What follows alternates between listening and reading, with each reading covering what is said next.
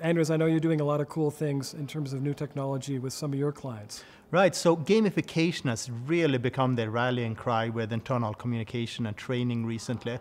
So we're developing games that really help transform culture. For a high-tech company now, we're developing this tower of defense style game where we're training people on various security concepts. We want security, IT security to become everyone's responsibility. So you get to drag various security concepts illustrated as walls out to this game field, and you turn on the internet traffic, and at that point it becomes a first-person shooter game where you're shooting down the hacker traffic, and we have a hacker attack, and we have cutscene videos of the hacker group trying to attack this fictitious company, and people really get into these gaming experiences.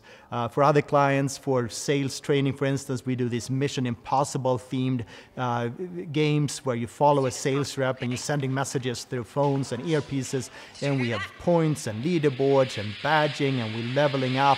And we're also doing these fully immersive 3D games for the American Hotel and Lodging Association, for instance. We have this fully immersive hotel experience where you're walking around as a hotel manager and you're identifying security issues, broken windows, blocked fire exits, you're checking in customers, and it becomes a real immersive experience that people really get into.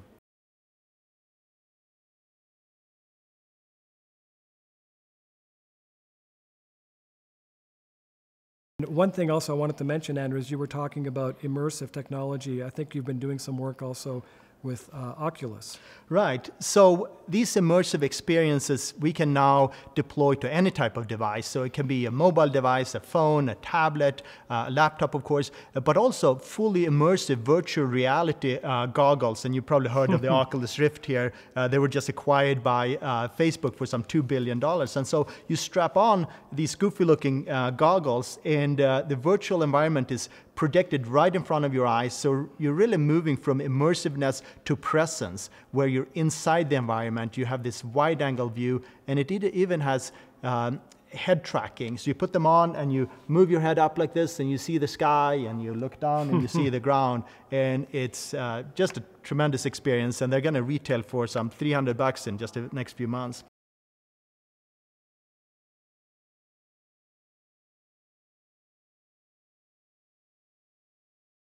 Yeah, exactly. We've been doing this, for instance, with Kimberly-Clark in partnership with Korn Ferry, where we developed an entire campaign where every couple of weeks that we had a television episode, a 5-minute dramatized TV series following a team developing the iTent, the tent of the future, and they have various dysfunctions that we illustrated in part of as a TV show shot in the style of The Office, sort of mockumentary. So people really got into this storyline. It created a buzz in the organization, and then we have these animated shorts that we call scribes, you know, the hand-drawn animation with a voiceover that we use for more instructional purpose. So one, for instance, was on how to run a effective coaching conversation, and some of the same characters from the video-based story appeared as animated characters in these scribes. And we have podcast, radio-style shows where we do more in-depth interviews with thought leaders, and we have characters from the video call in with questions in character, and so that's a way to bring the story alive in radio-style shows that you can listen to when you're on the go, when you're driving to work, for instance.